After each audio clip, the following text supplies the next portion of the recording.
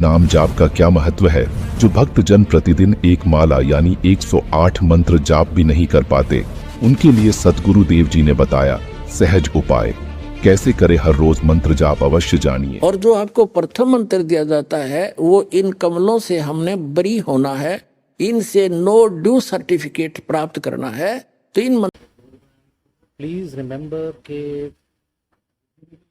यदि आपको ये पता लगे कि जो मंत्र जाप आप पूरी उम्र करते आए हैं सच्चा मानकर, और अंत समय में या फिर काफी वर्षों बाद 15 साल 20 साल बाद उन जाप के उच्चारण करने से या उनको जपने से आपको कोई लाभ नहीं मिला, उल्टा नुकसान होता रहा पूरी उम्र, लेकिन हम ये सोच के करते रहे कि एंड में एक दिन हमें इससे लाभ प्राप्त होगा, तो आपको कैसा महसूस होगा?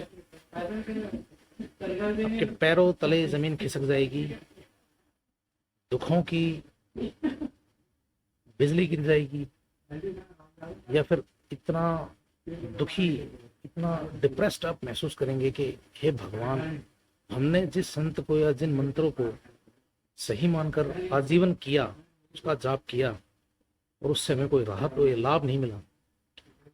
तो बहनों और भाइयों, मित्रों, एक बार दोबारा से उन मंत्रों को या उन संतों को जिनके आश्रय पर आप चल रहे हैं, एक बार खंगाल के देखिएगा हमको दोबारा, कहीं वो गलत तो नहीं है, क्योंकि सही तो सिर्फ एक ही है, तो बाकी ऑब्वियसली गलत ही होंगे।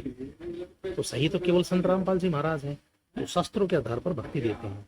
बाकी जितने भी मंत्र जाप व्यापक हैं वो अपने शास्त्र विरुद्ध हैं, उठा के देख लीजिएगा।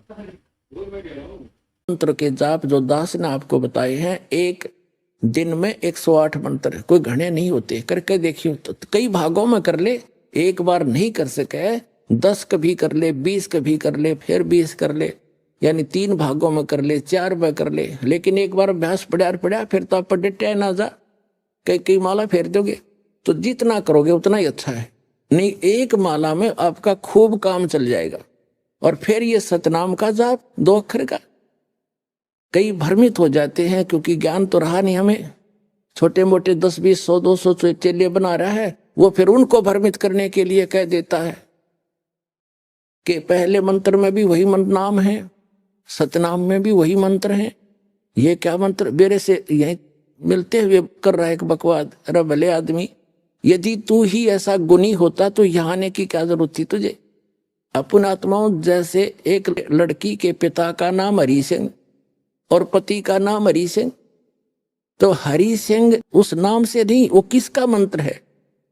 अब जब उसको पूछेगा तो किसकी बेटी है? हरि सिंह की। तो वो कहाँ उसकी सुरती जाएगी? अपने पिता पे। और फिर कहेगा, पूछेगा आप किसकी पत्नी हो? हरि सिंह की।